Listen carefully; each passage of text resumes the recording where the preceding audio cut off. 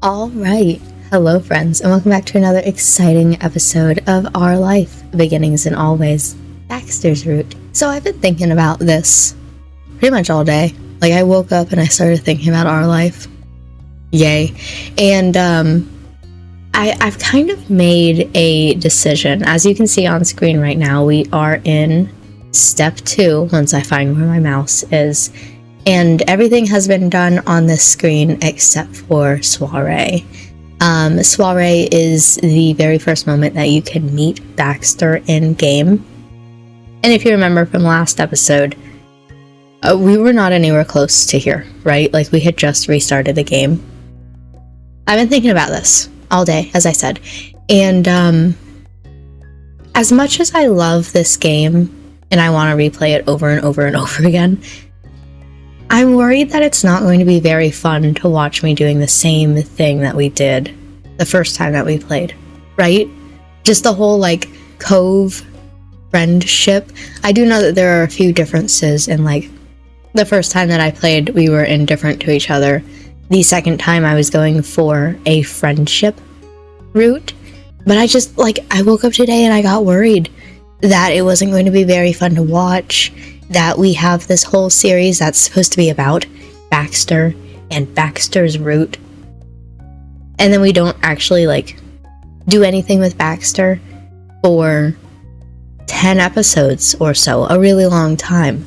And so what I think that I'm going to do with this series is I'm just going to start it from Soiree and continue on from here. I have this save from the first time that I played the game.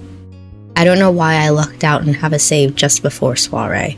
But this is it. This is the save just before Soiree. And I think that we're just going to do an AU, an alternate universe of my very first playthrough, where I think currently right now we are we're friends with Cove. And we're just going to do an alternate universe where nothing happened after that. And instead, we were just interested in Baxter. Maybe. I don't know. Also, other notes. I literally just cut my bangs. Like, I just sat down from cutting my bangs, and I messed them up a little bit. But hopefully you didn't notice until I pointed that out. Because, like, I tried my best, okay? Listen, I didn't go to school for cutting hair. But, it happened, and now I can see at the very least, which is nice. Anyway, let's get into the Soiree. Let's do this. Let's meet Baxter. You whiled away the morning, doing whatever struck your fancy, and now you were recharging with lunch. With nothing on the horizon, you were free to spend as much, or as little, time on your plate as you wanted. Okay, step 1, we're gonna make a sandwich. It was while you were thinking of all the possibilities for your afternoon that your moms approached you. Hi. Hi, Kit. You okay? Mouth full, you nodded in reply. To your surprise, they both sat with you at the table. Based on the time, you had wondered if they were joining you for a meal, but neither of them brought anything. Alright. Great, we just wanted to have a little chat with you. The qualifier little did nothing to downplay the situation. Your chewing slowed as your eyes widened, looking from one parent to the other. Anything that required both of them to talk to you must be something big. It was unsettling, let me tell you. Oof. You didn't like being the only one not knowing what was going on. Stomach churning, you waited for them to fill you in. There. Aw, don't look so worried. It's nothing scary, promise. It's terrifying. There's a soiree at the Cypress tomorrow night. Your ma and I are going. The Cypress was the country club your moms were part of and where Elizabeth had played golf. It seemed like every other month they had some event or another, all with fancy names like soiree. Chewing your lip, you wondered what this had to do with you. Mom chuckled at your poorly concealed reaction. Leaning in, Ma took your hand and squeezed it. We've decided to make the night a little bit special. Elizabeth's going to be allowed to stay home fully alone for the very first time. Sorry. You'll still be coming to party with us. It's Elizabeth's night to party with no family around, not yours. Sorry. You gotta wait a couple more years. What is the soiree going to be like? The usual. Well, mostly. We wanted to make it a special night for you, too, so we've got something a little extra planned.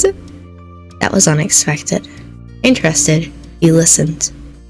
Your parents shared a look across the table. You cleared your throat, reminding them that you were waiting. They couldn't keep dropping such hints and then turn coy when the conversation was about to get good. Well? Since it's a pretty fancy party that's still chaperoned, the attendees are allowed to bring a guest. We thought it might be a nice opportunity for you to invite someone yourself as a date, if you want. Your eyes widened as the words sunk in. Your mom's, accustomed to your quietness, continued. Even though we'll be at the party too, you don't need to worry about us getting in your way. You'll be free to eat, dance, and enjoy the music as you see fit. But no leaving the property. Ma nodded at Mom's interjection. Isn't that great? Yes, as long as you don't leave the party. And if you'd rather just bring a friend, that's a-okay too. You didn't even know how to react. Your parents were smiling at you, clearly expecting a response, but you were still too shocked to formulate anything of the kind. You hadn't imagined that this was where the talk was going. Don't worry about it. The soiree isn't until tomorrow, so you've still got time. Just let us know your plans before we're heading out. And that's all. We'll leave you to your lunch now. Your moms rose from their chairs in unison, disappearing to another part of the house. You barely noticed their departure. All you could think about was what had just happened. The remnants of your lunch stared up at you from your plate. You felt like you should finish eating. The conversation had taken your mind off the meal, but you opted to try to eat a little more. You picked at the plate for a little while longer. Even though you relocated to your bedroom, your head was stuck on the conversation that had unfolded at the dining table downstairs. You knew that...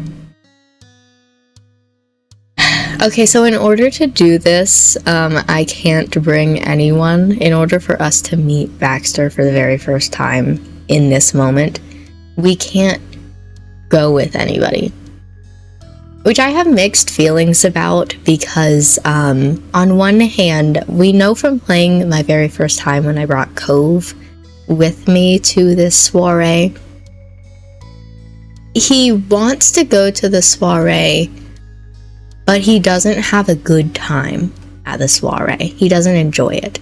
And so, like, kind of mixed feelings because he wants to go, but also simultaneously, I know that you're not going to enjoy it. I would rather you stay at home if you're not going to like it. But then also, we've talked a little bit about how my friend and I were playing through our life. I was doing it, she was telling me what choices to pick as though she was playing the game, but we were doing it on my computer. And this is as far as we got. We stopped playing after soiree because we needed a little bit of a break. But in her version of soiree, she went alone to meet Baxter because I had talked about him so praisingly, and she's like, oh my god, I want to meet him. So knowing from her experience what happens if you don't bring Cove, I just, like, it's so sad, you guys. He really wants to go to the party, and I'm going to have to tell him no, but I don't want to bring anyone. And that's going to be so sad for me. Sighing, you shift your position on the bed, resting your arms on the windowsill. A flock of birds caught your eye and led your gaze as they crossed the sky. You watched the birds grow smaller and less distinct until they disappeared from sight. Like the snap of a hypnotist's fingers, you were released from the trance and left with a goal of your own. You were going to take a walk. You ambled through the familiar streets of your neighborhood, picking your path at whim. It was as quiet as ever, with tourists choosing to congregate in the shopping area near the beach, rather than venture into the sleepy residential zones. You continued down the road and soon found yourself at the shore. The fresh, salty air hit you first, rolling to meet you over the grassy dunes that tickled your legs, followed by the familiar view of the sea stretching out across the horizon. You came to a halt. A lone figure was standing in the ocean, the water reaching up to his knees. I wonder who it could be. Though he had his back to you, you recognized the familiar silhouette as Cove Holden. It made sense that you'd find him here. He always was in his element by the sea. You had no idea if he heard your arrival or if it was just coincidence, but he looked over his shoulder. Your eyes met. You headed closer. Though Cove was sure to return to the shore after seeing you, it wasn't fair to make him do all the work.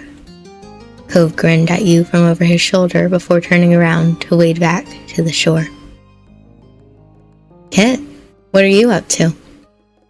My moms are taking me to a soiree tomorrow at their country club. A soiree? Sounds exciting. Cove tried to show a level of enthusiasm, keeping his grin pinned in place, but you could tell that he held no envy towards your plans.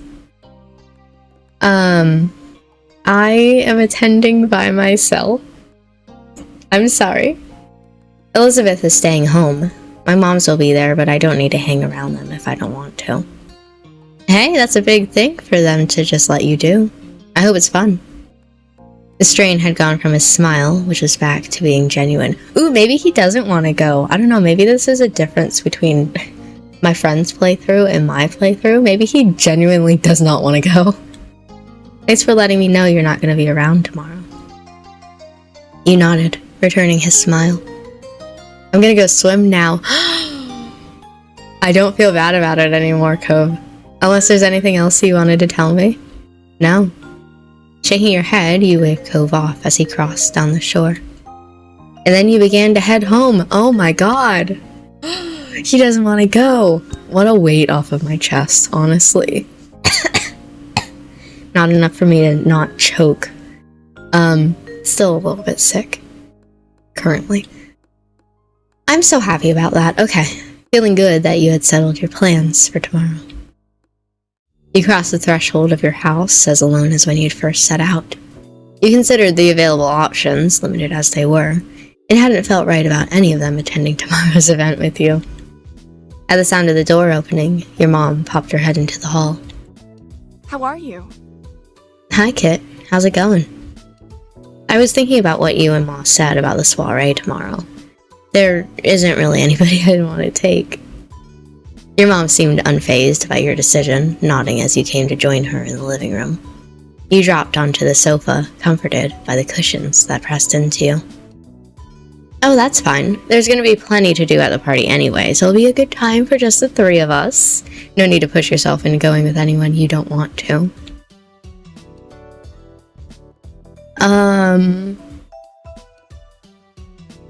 Oh god, I'm in between. Yeah, we'll have a great time, and man, it will be really great without Elizabeth there, complaining all the time. Oh my god. No, but that feels mean. I really thought about it, but then she's not actively in the room. I would only say that about somebody if they're in the room, so that they know that I'm teasing. We'll have a great time. That's the spirit. And hey, I'm proud of you for not forcing yourself into something you're not up for. She leaned in and ruffled your hair. Thanks. You smiled at her, feeling content with the world. Then the rest of the afternoon passed by just like that. Back in your room, you idly thought about the upcoming soiree. You were pleased that you didn't have the pressure of taking someone else as a guest, leaving you free to relax and enjoy the evening with your moms. There would be more chances to take someone to one of those shindigs, whether as a guest or even a date. The country club threw parties often enough. For now, you were happy to be left to your own devices. You were definitely looking forward to the big night. The evening of the soiree had arrived, the daylight hours having slipped away in a blur. Up in your bedroom, you were getting ready for the big event. That was your intention, at least, but you hadn't settled on an outfit. Stationed in front of your wardrobe, you scanned over the clothing you had at your disposal. Though Ma had mentioned this event was a little bit dressier than a normal get-together, you didn't necessarily have to comply. I will, though, because I like the idea of it, but now all I can think about is, it was in step 4 last time that I played, when Cove dressed up all fancy to go to the Cypress, and everybody was making fun of him because everybody else is in like jeans and a t-shirt or whatever, and then his dad pops up wearing something fancy. That was so cute. This is my turn to wear something fancy. You attempted to decide between the nicer pieces in your wardrobe, the ones that rarely had a chance to come out. You decided to dress formally because, you felt like you had to. A little bit because you wanted to make Ma happy, but you felt like you had to. Everyone else would be dressed to the nines, whatever that meant. If you showed up in an everyday look, then everyone else would give you funny looks all evening. Who wanted to deal with that hassle? To start, you decided to wear a button-down shirt. I mean, we already know what I'm going to be wearing. Crisp shirts were a classic formal look for a reason. They were essentially foolproof. You paired your top with... I'm kind of feeling dress pants. You know what? This was a decision. Kind of feeling dress pants. Just put me in a normal outfit. You picked a pair that complemented the color of your top and nodded with satisfaction. It was a slick look. You began to get dressed, your fingers working stiff zips and awkward fastenings. It felt different against your skin, reminding you with every movement that you were dressed up. You grimaced, telling yourself that it was just for one night. You could put up with all this for that long. Probably. Now dressed, you gave yourself a final glance over before heading downstairs, ready to head out. You found your moms already waiting in the living room. They were putting the finishing touches on their outfits, Ma strapping her heel into a stiletto shoe and Mom trying to fasten a bracelet single-handed. They looked up as you entered. Oh! Kit, you look so nice, don't you think, Pam? Your expression spoke the words you were holding back, making your mom laugh. Thanks. For dressing up, Kit. Once the night's over, you can put those clothes to the back of your closet and forget about them for another few months. Mom was still struggling with the bracelet. You lent a hand, literally, by taking one side and holding it as she secured the clasp. Thanks, kiddo. Mom's eyes then flicked to the clock on the wall. It happens. It happens? That what you said? It's about that time. We should say goodbye to Elizabeth before we head out. Who knows, she might not make it through the night and this will be our last chance. Ma shook her head at her wife's choice and jokes. Mom just chuckled. Elizabeth! Moments after the call, you heard your sister's feet on the stairs. Elizabeth waltzed into the room, eyebrow arched. Are you sure you don't want to go to the soiree? You can waltz the night away. She'd been summoned, but wouldn't be hurried. You're still here? Well, I know you're excited, but we haven't even said goodbye, and I want to go over how things are going to play out. Elizabeth sighed as Mom began listing the rules, ticking them off on her fingers. No ordering takeout or other deliveries. You can't have anyone else come over. Uh-huh. She nodded, resigned to her fate, listening to a set of rules she could predict without so much as a glance at a crystal ball. If anything happens, you can call us or go across the street to the Holdens. They're both going to be home tonight, so don't worry. Keep the noise down. This house might be empty, but there are people all around in the neighborhood.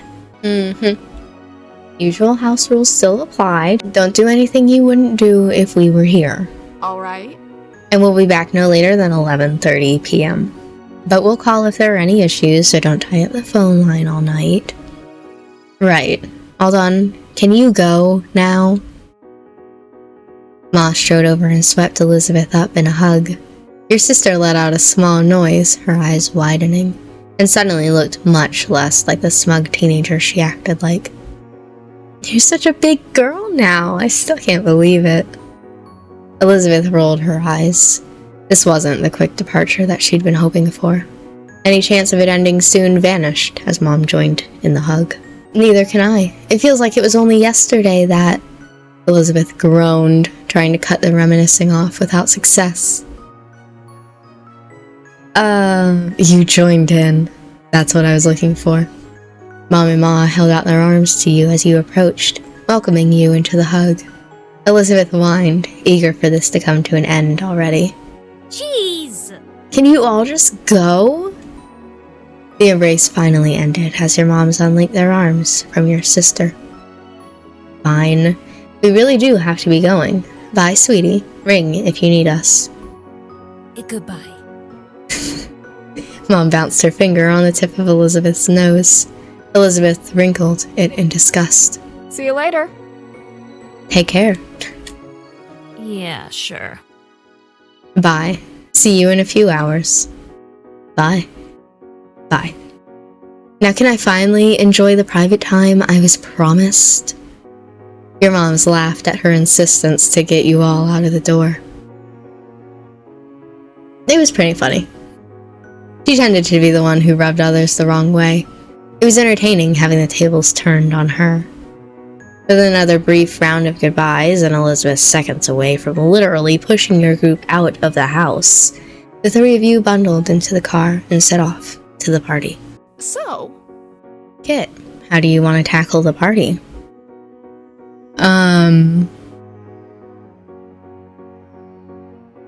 I like someone has to stop you from getting into trouble. That's nice. Uh-oh, we're under surveillance tonight. We'll have to behave for once.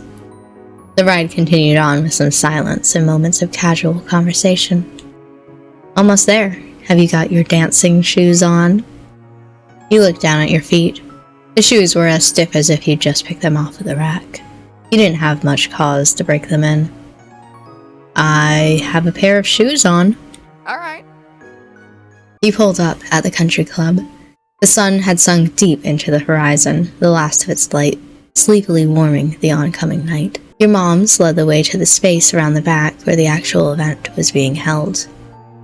The place had been transformed through decoration with stark tablecloths, which aren't on the tables currently, but we'll pretend they are, and elegant ribbons, contributing to a festive atmosphere. Musicians dressed in matching black and white were setting up their instruments and flicking through pages of sheet music. And, as promised, there was a table covered in plates of beautiful food. The space itself wasn't the only thing you recognized. There were a number of familiar faces who were also regulars here. You and your parents exchanged greetings and caught up with those you hadn't seen in a while.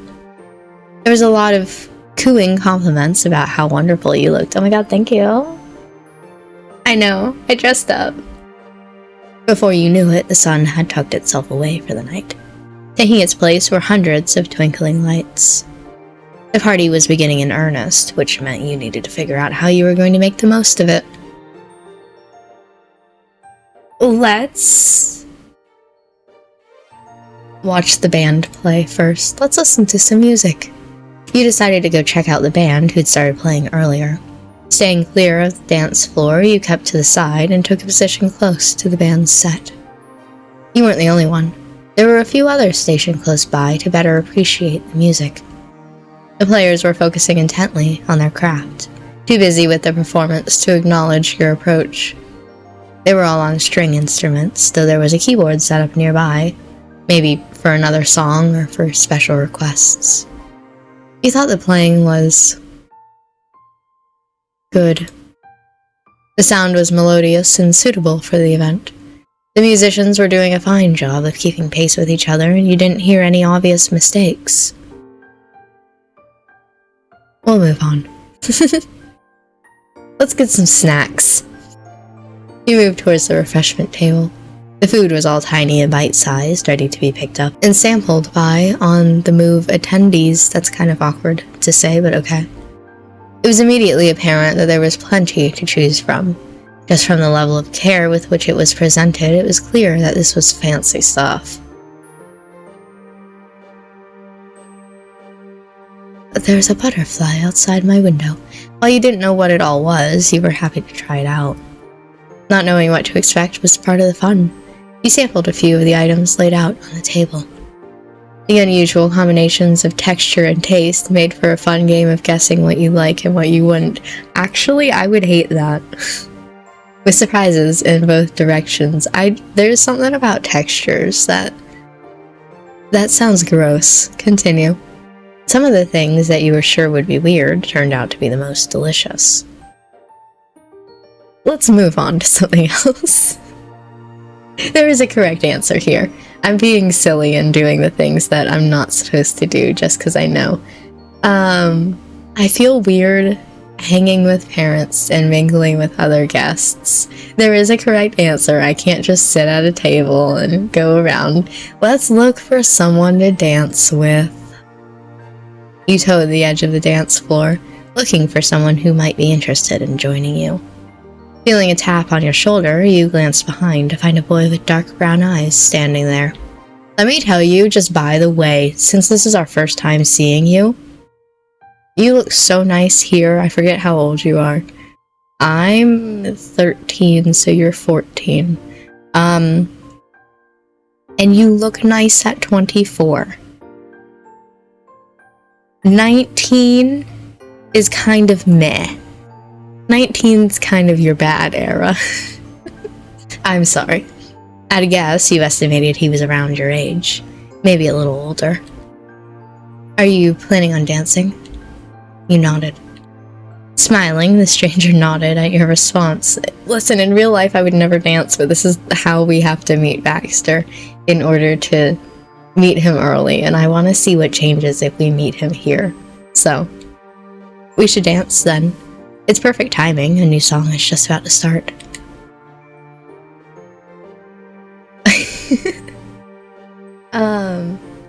You were surprised at how easily he asked you.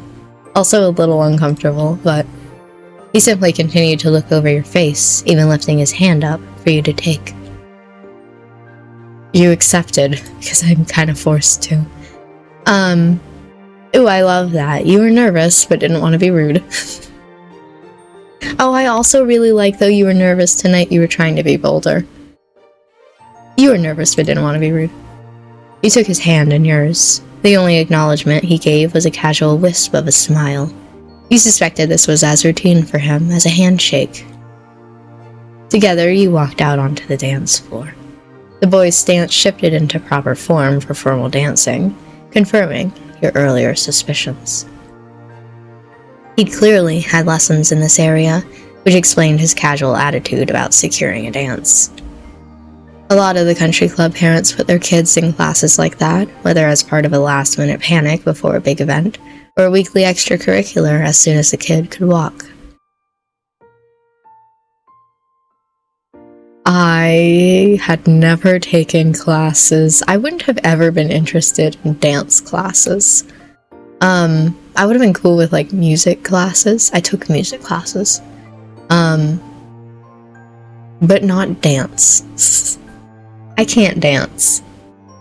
From the way he confidently guided you into position, he would guess that he'd been one who was enrolled in dance classes for some time. Yet you had come to the country club quite a few times over the years, and you struggled to recall seeing him before. The first notes of the new song caught you off guard. You began to dance, your unknown partner taking the lead. You were aware that almost all the other dancing couples were men paired with women, which was not the case for you and this boy. You felt nervous about it, just in general. If the boy you were dancing with shared your concerns, he didn't give any sign of it. He surely fed your own, even if only a little. The two of you danced to the music. While it was evident that the boy had plenty of experience, he seemed to adapt to what you were doing and didn't expect you to stick to any particular routine. Okay. Being able to fit his partner so well made his talent more striking, rather than less. You wondered what his motives for picking you were. Had the decision been entirely random? Though you were curious, short of asking him outright, there was no way you could tell. The style of dance dictated by the music meant that you were spending a solid few minutes in very close proximity to someone you'd never met before. It was peculiar to think that you didn't even know his name.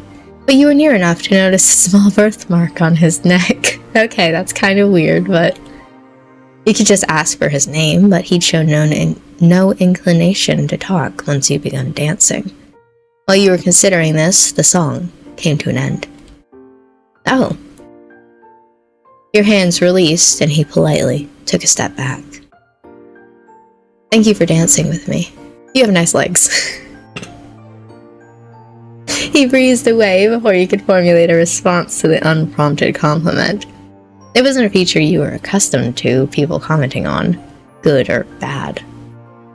He disappeared into the crowded dance floor, just like that. It was a mystery if you'd see him around the country club again, or if this was the first and last time he would saunter into your life. You went to go do something else. That was enough. I just wanted to be there. Oh, we get to do other things. Let's go. Moms! You gravitated closer to your parents, who stood off to the side of the dance floor. Ma beamed as you approached. Kit, what do you feel like doing now? I don't know. We did what we needed to here. We can leave. Whatever you're doing. Which is... Good question. We're undecided ourselves. Ma is being pushy. Excuse me? I am not. We're at a dance. I wanted to. And I wanted to catch up with the people more while we've got the chance. It's been ages. Your mom shared a look over coy smiles. Mom gestured to you, Ma, and back to herself with a sigh. I think I win with this development. It's not like we can dance with 3 people. Not when the songs are all for slow dancing. We can get it to work. It'd be such a shame to lose this chance, especially when we can come back to see most of the people here on any old day. You have to make the most of a special occasion like this. They stared at each other again, neither budging in their position, until Ma looked your way instead with a teasing smile. Isn't that great? Sweetie, what do you think we should do to have real fun at a party? Hey, that's a leading question. Ma just laughed, flicking her hair back over her shoulder. You should have chosen a more exciting activity. Slow dancing isn't exciting. You say so now, but I know you were looking forward to dancing with me tonight when I brought it up yesterday. I never said I wanted to make small talk. Lonnie. Oh, you really do play dirty. Shame my idea is still the better one for a party of 3. I can leave.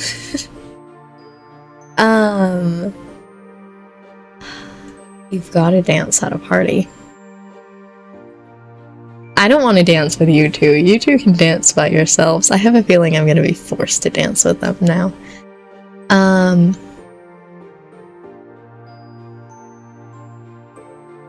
I also kind of like Ma's got the right idea.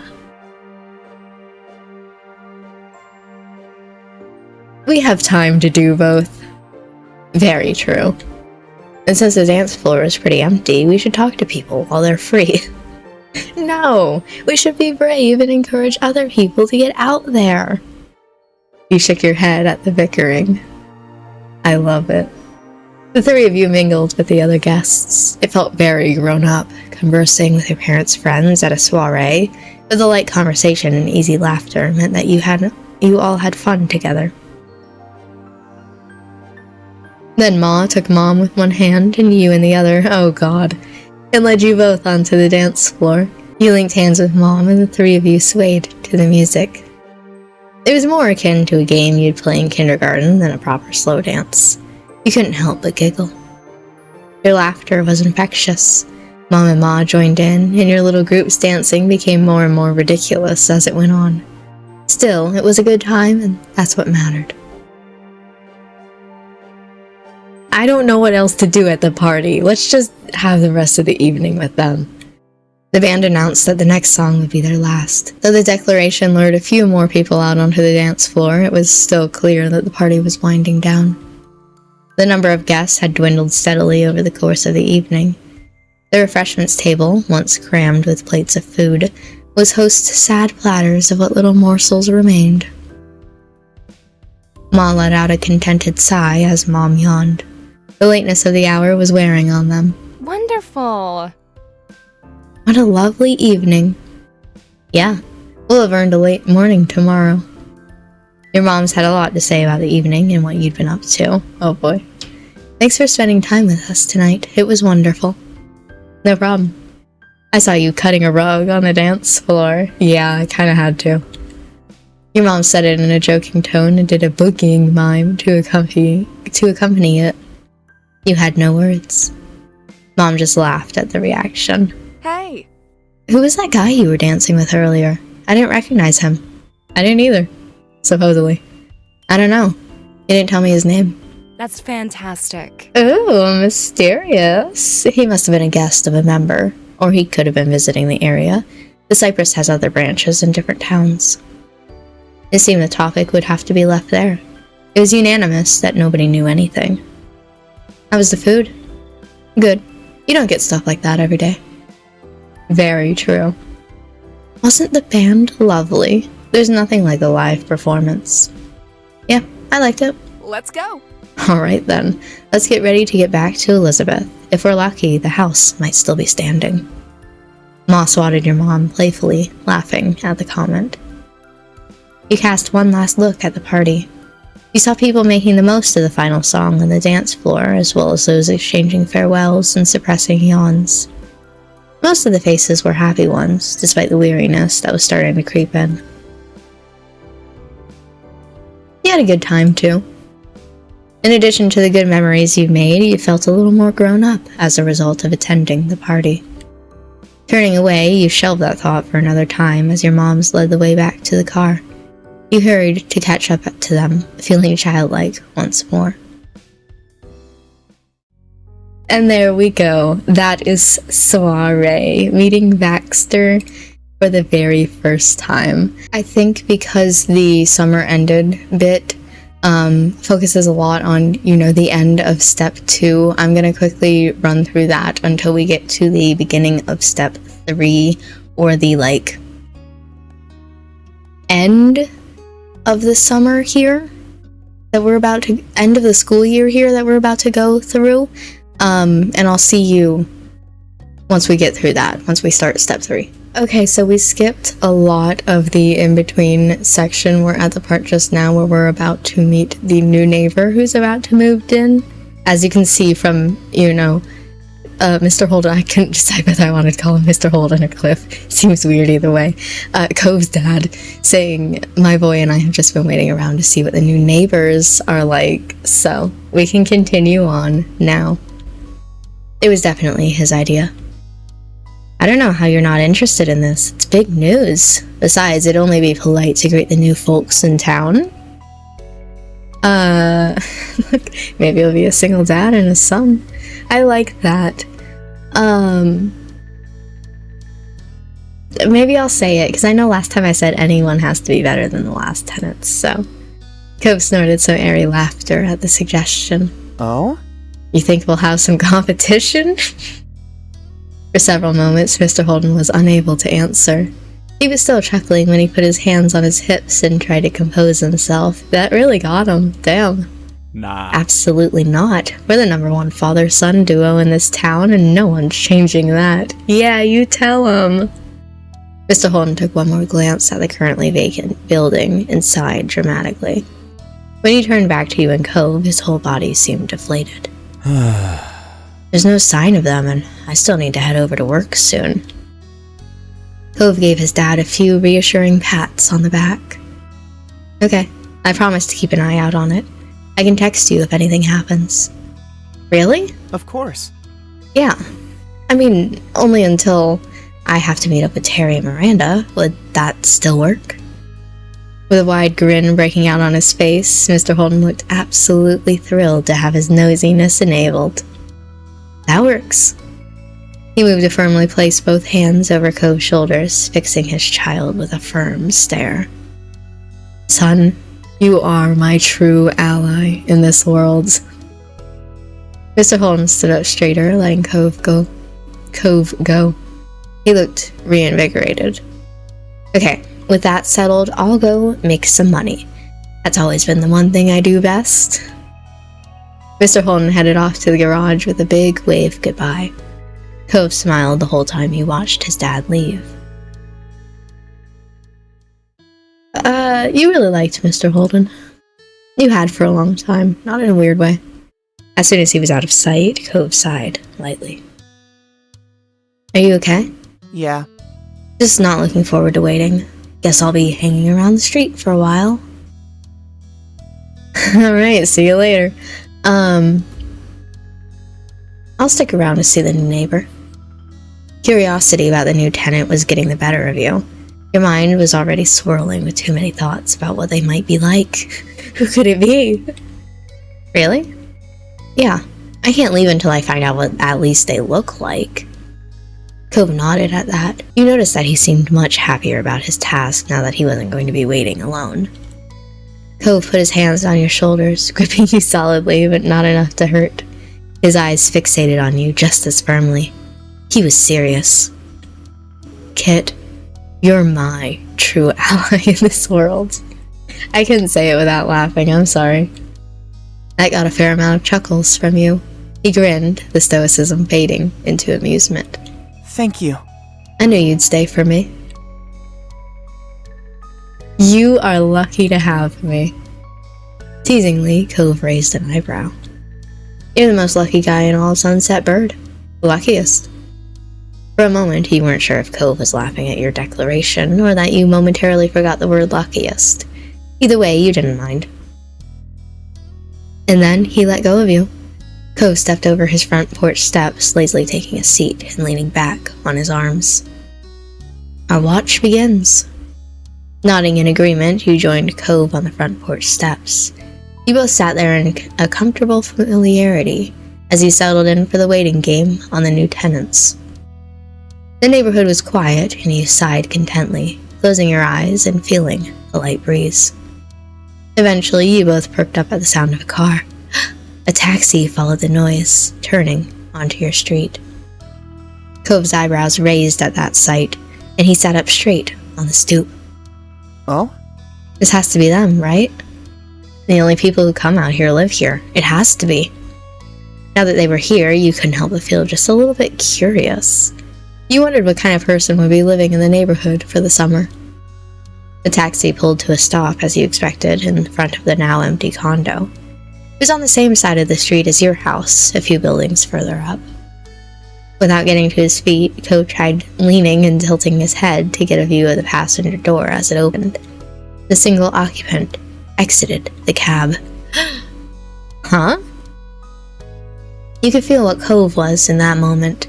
After the last renters, this new visitor was definitely not exactly what you'd expected.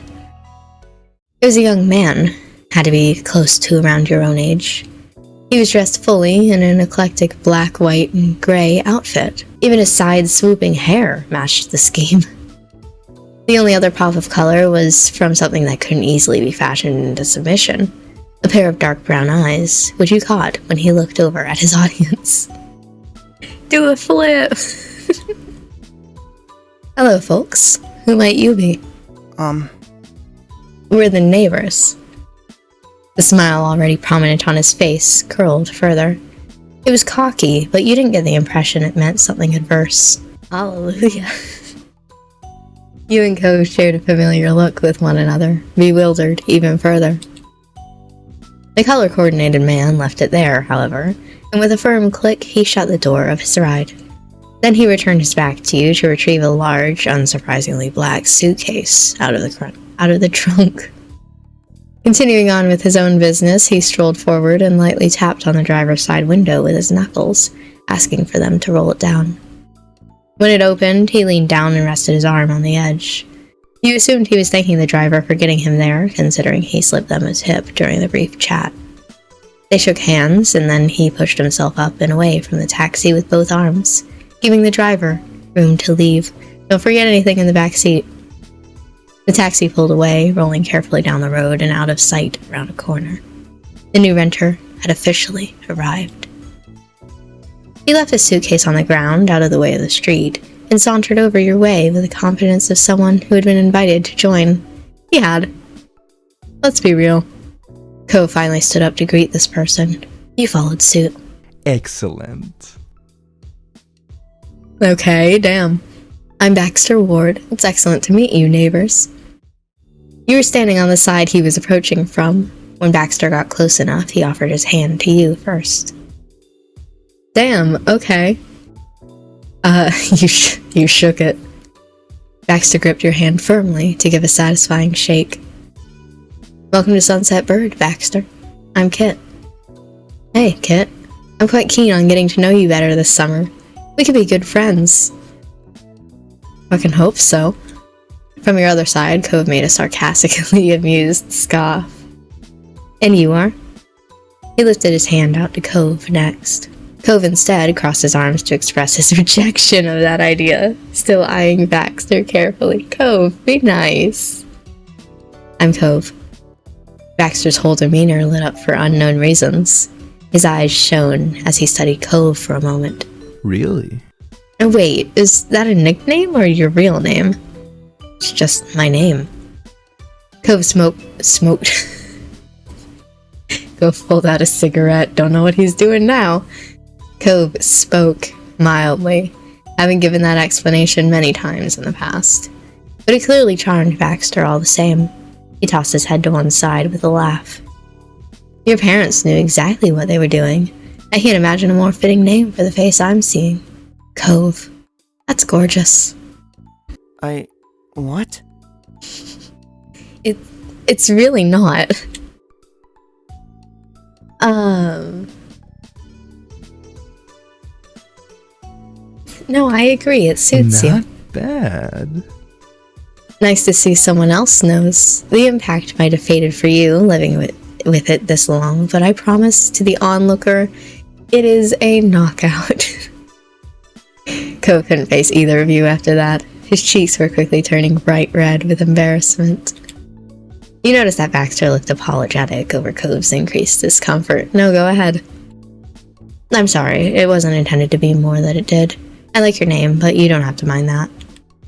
I'm patently? I'm against stepping on anyone's toes.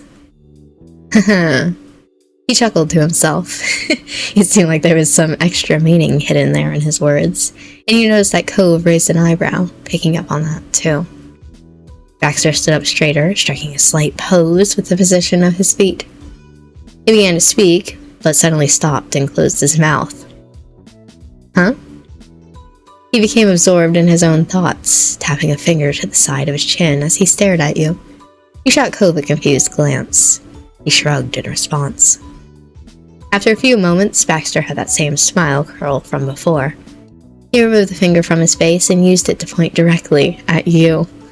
Yikes. We've met before. What? When? Baxter continued to smile widely. His head tilted slightly to the side as he studied your visage. Visage? Ooh, fancy. It's embarrassing, but I haven't even remembered that part yet. Damn, okay. You just thought that I looked familiar. Bitch. He laughed cordially while Cove stared at him in disbelief. Baxter chuckled further, mirth growing at what must have been a very amusing situation in his mind. I'm getting there, don't tell me. I know you want to, but do not. It'll come to me. Okay? He continued looking you up and down, hand back over his chin, while he racked his brain for answers. And then, recognition appeared in his eyes. I really thought I was going to be the one to recognize him, not him recognize me. Damn, I'm cooler than I thought I was. With a snap of his fingers, he announced his revelation as though he had forgotten his own birthday. The cypress at the summer soiree, of course. Turning away from you, Baxter began rambling to himself about the details. Okay. That had to have been before any regionals, so at the time I was about 14 years old. You went to regionals? That makes it 5 years ago from now, right? Cove's mouth fell open. Oh yeah, by the way, Cove. I didn't tell you. Seriously? Are you kidding me? Is he serious? Did you really meet this guy at that country club party 5 years ago?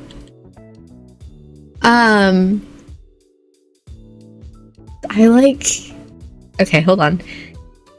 How did he even remember that? Because I'm memorable, bitch. You certainly had. You'd never forgotten the mysterious boy. Ooh. Yes, I'll say I'm shocked, but yes. It took his explanation to get it, but that memory of the dance you shared was coming back to you. Cove's eyes darted between you and Baxter again. The instigator of this discussion lightly gestured with his hands in response. It's good not to forget a face, okay? He said I had nice legs. What? Precocious. Bitch. But hey, if it was as true— oh, you're calling yourself precocious? I thought you were calling me precocious.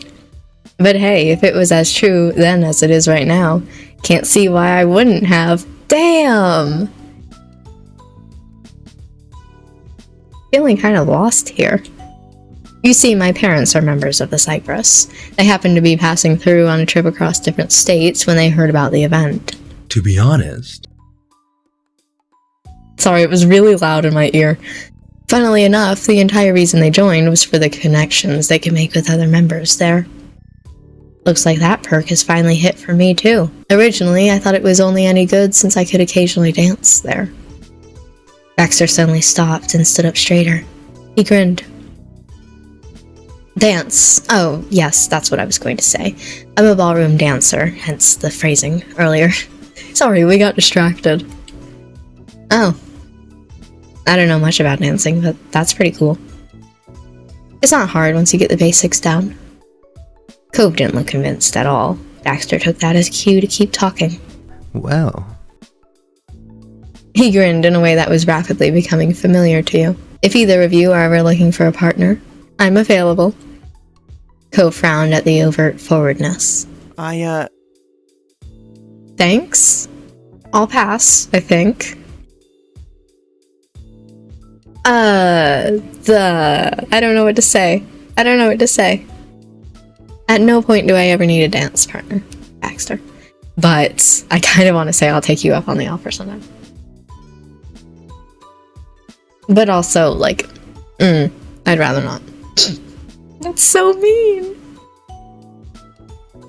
I want to see both responses, so I'd rather not, I think, is the one that I did before. He nodded understandingly. There was a lull in the conversation versus I'll take you up on that offer. I look forward to that then. And then there's a lull in conversation. I don't want to dance. So... what made you decide on Sunset Bird? Oh, yes, well, my parents rented a condo, so I had a place to stay while I'm off for a semester from college and not living in the dorms. There's a playful glint in Baxter's eyes as he continued. Honestly. Ideally, they wanted to send me somewhere that wasn't too exciting, but lucky for me, they picked the wrong street, considering the two of you live here. Cove was practically reeling over how Baxter found a way to fit comments like that into every single topic just thus far. Why do you keep doing that? You don't know us, but you talk like you already do. Cove spoke, firm, yet genuinely confused. And Baxter smiled cautiously. I don't feel the need to keep words of praise to myself. And when I say something, I mean it. See? Plus, what's the point of spending my off semester alone?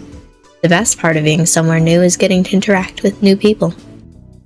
Am I honestly the first person who's acknowledged you're attractive and intriguing people? True, you're hidden away in a tiny tourist trap, but still. Baxter crossed his arms. After studying your faces a few more seconds, he decided to continue.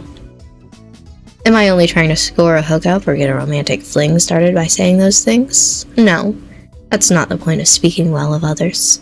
I was raised better than that. Though would I be fussed if that's what my words led to? Also no. I'm flexible, not a surprise, huh? I can back off at the lines if you don't like the attention, but I would like to be friends, if we can. Cove wasn't sure how to respond.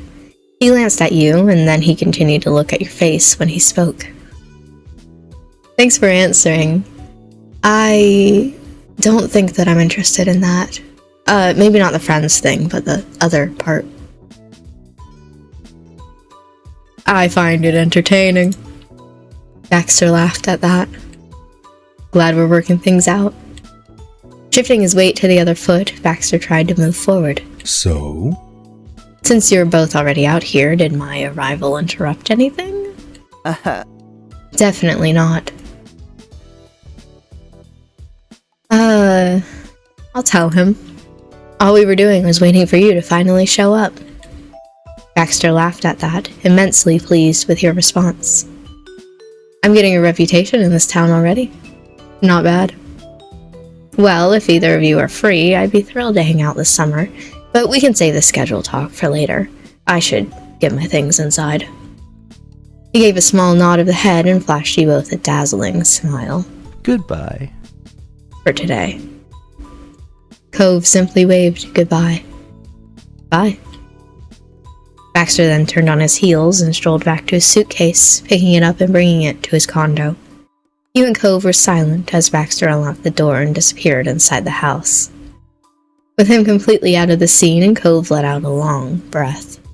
Well, I don't know how I'm going to explain that guy to my dad. He burst into a fit of laughter, trying to imagine the conversation. At least the job is done. We saw the new neighbor, and now we can go meet up with Terry and Miranda. Yeah. Exciting. Yeah, we should get going. You gave Baxter's condo one last glance over your shoulder. Oh. Oh, okay. This is how you feel towards Baxter for this step. It can be the same or different from how you feel towards Cove. Okay. Shit, I didn't know I was doing this. I'll still say direct. And,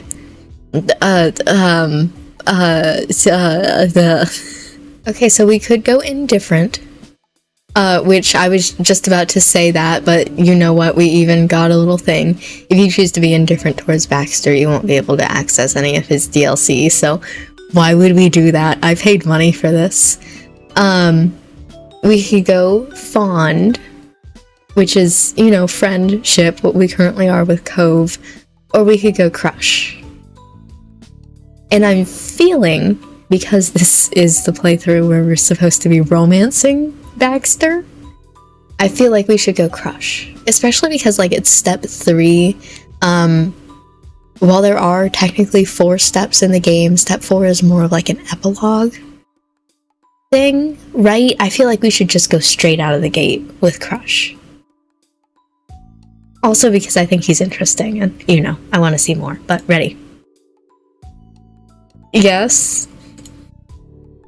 Oh, geez, I get one of these too? Oh, there's so many choices. Okay, this is just the initiative thing like we did for Cove of whether or not he's going to do things. Just to say it again, in case it's been a while and you don't remember. Low initiative means that Baxter will ask before he does anything, and there's always an opportunity to say yes or no, which is nice. Middle initiative means that there will be certain times when Baxter requests to do anything. You can also initiate, and he will also pretty regularly just do it automatically.